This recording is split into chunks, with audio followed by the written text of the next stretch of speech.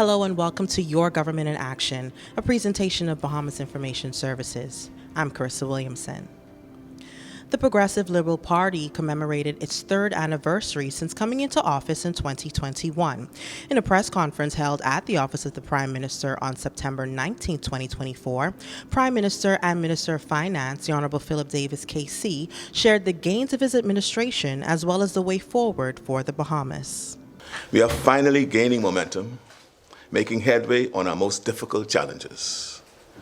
We began our term, as you know, at a very dark time, with the economy in tatters, our nation's finances in free fall, and our hospitals, schools, and communities all in serious crisis. All of these challenges were compounded by the global inflation crisis that followed the pandemic and then worsened due to conflicts abroad. The right choices matter, though, and ours turned things around. We ended the policies that had caused so much harm and replaced them with policies which offered relief. We pulled the country back from the fiscal brink and revitalized tourism, creating new jobs, partnerships, and investments. We strengthened our presence on the global stage, standing up for fair climate finance, promoting our country and our people, and strengthening partnerships to protect our borders. In just 3 years, we have signed dozens of labor agreements, raised the minimum wage, launched a nationwide learning assessment, expanded health services, and brought innovative programs to communities across our islands. We have launched the country's first National Youth Guard initiative, expanded urban renewals outreach, invested in our athletes, and fed our school children more than 150,000 hot breakfasts. We have knocked $1 billion off our deficit, even while making game-changing investments in energy reform, airports, and infrastructure in the Family Islands, agriculture programs, and new hospitals, all with the one goal: building a future where every Bahamian can thrive. It's important to celebrate how far we've come, because so many Bahamians work so hard for the progress we have made together, while never losing sight of the hard work that is still ahead. There's much still to do to realize our vision of a country where Bahamians play a central role in our economy and every family has the safety and opportunities they deserve. We are working to meet immediate needs, and we are investing in a future filled with new possibilities. There are no shortcuts. Real change takes relentless focus and partnerships with the Bahamian people. So today, I do give thanks to God and to the Bahamian people for allowing us to be where we are today.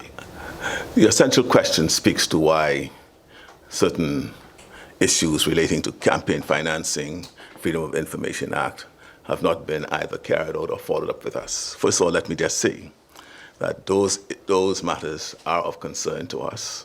It's just not a priority in the context of where we are. When I walk and talk to Bahamian people, meet their families, they don't speak about the Freedom of Information Act. They don't speak about campaign financing laws. What they speak to me about is the relief from cost of living, action on crime, access to health care, wanting opportunities. They want new businesses. They need to be able to understand what we are doing for those. And so those have risen for my priorities, and those are the things that we've been addressing. Finance, when you talk about campaign financing, that in itself is fraught with its own difficulties. You'll find the alternative to campaign financing and regulating it is the requirement that perhaps the public purse should fund election campaigns. If you check and benchmark where campaign financing is the law in various countries, you'll find that part of the access to campaign financing is from the public purse. Should I put that on the Bahamian people at this time? I don't know. And in addition, campaign financing, wherever they are, there's always loopholes to get around it. The idea of campaign financing is to streamline and to ensure that you don't have what I call improper financing of campaigns. But wherever you go, just think where they are now. People do find ways and means of promoting whom they wish to see as government without and circumventing the existing laws. So it's not as easy as just ticking a box. I'm not about ticking boxes. I'm about ensuring that what I'm hearing from the Bahamian people, that I am addressing those, and I indicated to you what I'm hearing them asking me about. Officials and invited guests gathered in celebration for the 75th anniversary of the founding of the People's Republic of China. The ceremony and reception took place at Margaritaville on September 18, 2024. But I'm delighted, though, to convey congratulations to the government and people of the People's Republic of China for its significant economic and social progress since the country's establishment in 1949. Despite facing dire economic and development challenges in its earlier years, today China has alleviated extreme poverty levels and has become the second largest economy in the world. China's commitment to its people and recognizing its own unique characteristics has led to the miracle of its development path. As a fellow developing country, China, like the Bahamas, is committed to the realization of the United Nations 2030 Sustainable Development Goals, a commitment in which China has further expressed through its Global Development Initiative, GDI, which President Xi had announced in the United Nations General Assembly in 2021. The Bahamas has joined China in this endeavor by formally endorsing the GDI in March of this year via diplomatic channels, and we're proud to be friends of the GDI and look forward to our continued cooperation under this initiative. Bahamas and China continue to engage in areas of mutual interest as it relates to climate change, the environment, agriculture, tourism, education, and the people-to-people exchanges, military exchanges, and other mutual beneficial areas, while tailoring them to our unique circumstances. So may our partnership continue to produce win-win outcomes for both sides as we seek to achieve our country's ongoing national, regional, and international development goals. Ambassador, we're really excited to have you here with us as we continue to strengthen Bahamas-China relations, and we commend you on the stellar work you've been doing so far for the little time you've been with us. Looks like you've been really busy. We're grateful for your commitment to ensure that the Bahamas' unique characteristics are considered when China proposes various projects and technical assistance opportunities for our people. The Bahamas is also committed to respecting China's unique characteristics in its One China policy, which is the guiding principle of our relationship, and we're happy to continue our friendly relations and mutual respect for our common and unique cultures. I can't let this opportunity pass by saying today is in fact the 50th anniversary of the Bahamas joining the United Nations. Pindling and his colleague L.B. Johnson raised the flag in New York on this day 50 years ago. Committed ourselves to a multilateral context, and that continues to be the context today. While the Bahamas and China formally established bilateral relationships in 1997, the beginnings of our friendship stretch as far back as the 19th century. First Chinese families migrated to the Bahamas in the 1870s, a period of Bahamian history marked by economic hardship. With blockade running no longer a viable source of revenue, commerce had slowed considerably across the archipelago, straining existing social tensions. Despite these difficulties, Chinese families managed to integrate themselves into Bahamian society. Some launched ventures that brought them commercial success, while others left their indelible mark on the lives they led, by the lives they led. But regardless of their professional pursuits, Chinese Bahamians have undoubtedly enriched the social fabric of our islands, helping to shape the Bahamas into the vibrant nation it is today. Over the past century, China itself has seen tremendous change. The nation's economy is now the second largest in the world, with rapid modernization having transformed China into a leading global manufacturer. 100 million plus rural Chinese citizens have been lifted out of poverty, providing a worthwhile point of reference for developing nations throughout the global south. I'm so happy that you continue to see yourself as a member of the Global South. As China has pursued its unique development pathway, so too has it promoted the world's common development through a variety of global initiatives. These initiatives which speak to an enduring commitment to global well-being. Sino-Bahamian relations have only deepened since the first Chinese migrants arrived in the Bahamas. Beyond migration, our fruitful partnership spans the realms of economic and technical cooperation, education, trade, and financial services. Ties continue to be strengthened by the many Bahamian students, many present here tonight, who have pursued higher education in China and who return with a great appreciation of East Asian culture. Many large-scale developments crucial to our economic advancement have also been realized in partnership with Chinese companies and financial institutions. The list, my friends, goes on. Indeed, in the 27 years since our countries established formal relations, much has been achieved. Building on this history of shared success, the Bahamas signed on to the China's Global Development Initiative this past March. Together, our nations will work to advance progress on UN Sustainable Development Goals, combining our voices on important matters affecting developing states, such as sovereignty and non-interference, social welfare, and climate change. I look forward to making headway on these fronts in partnership with the People's Republic of China. Our shared vision, built on mutual respect, is robust and ambitious. We have a good track record, and I believe it will keep getting better. After all, though our societies and geographies may differ, the Bahamas and China share much in common when it comes to forging a prosperous future for our citizens. So as we celebrate this Diamond Jubilee and the lasting bonds between the Bahamas and the People's Republic of China, let us do so with a profound appreciation for the virtues of friendship. With Golden Week fast approaching, China will soon observe an important period of rest, reflection, and national commemoration.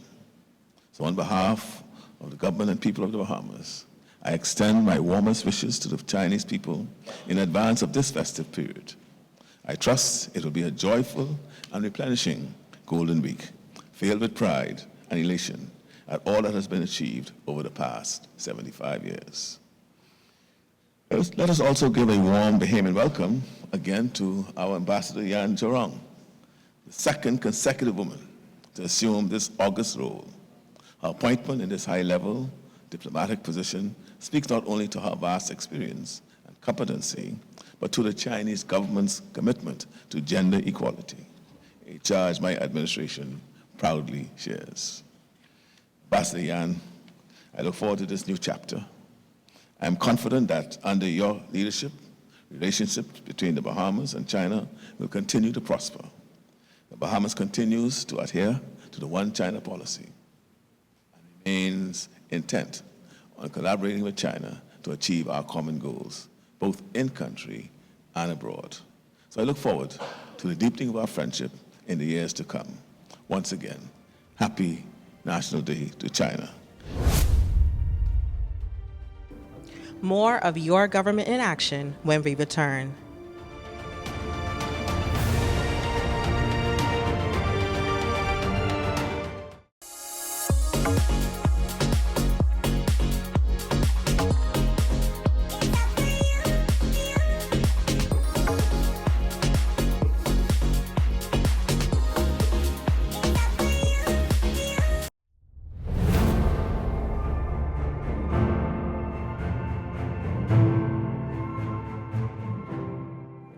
Welcome back. Phase 2 of the Tourism Development Corporation's 50-50 Venture Pitch Competition for small and micro-sized businesses was announced in a press conference held on September 18, 2024. This phase seeks to engage residents of Bimini and Abaco that are interested in entering the tourism sector. We launched this pilot of the incubation centers several months ago, and it's truly heartwarming to see young Bahamian men and women, entrepreneurs, who continue to go about building their businesses, empowering themselves, creating opportunities for their families in a storefront on Bay Street. So when we walk through and we talk with the individual entrepreneurs, whether it's straw work or whether it's storytelling, art, or souvenirs, we really have a combination of entrepreneurs here who's doing their thing in the entrepreneurial space and making us extremely proud. So whilst I know you are here to talk with us, I hope that before you leave, you have an opportunity to speak with the individual entrepreneurs and hear their stories.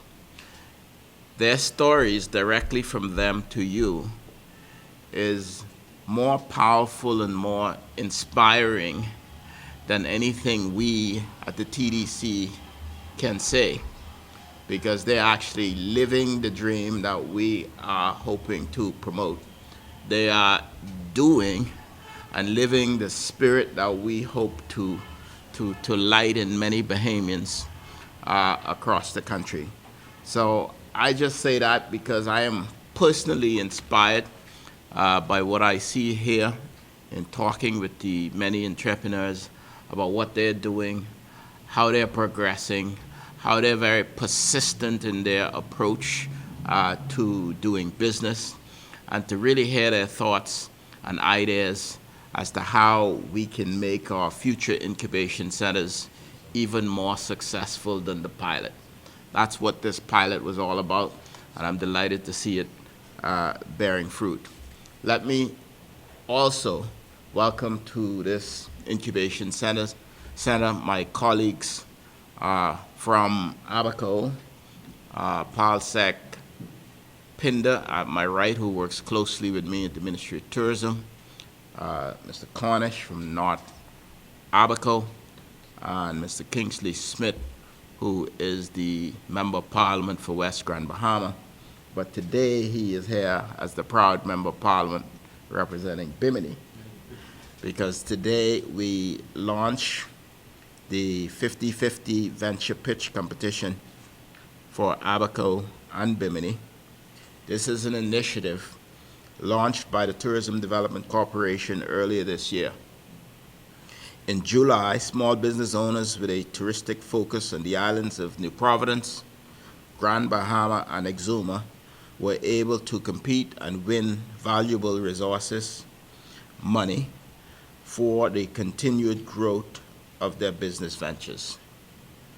We are proud to announce today that the competition moves to the islands of Abaco and Bimini.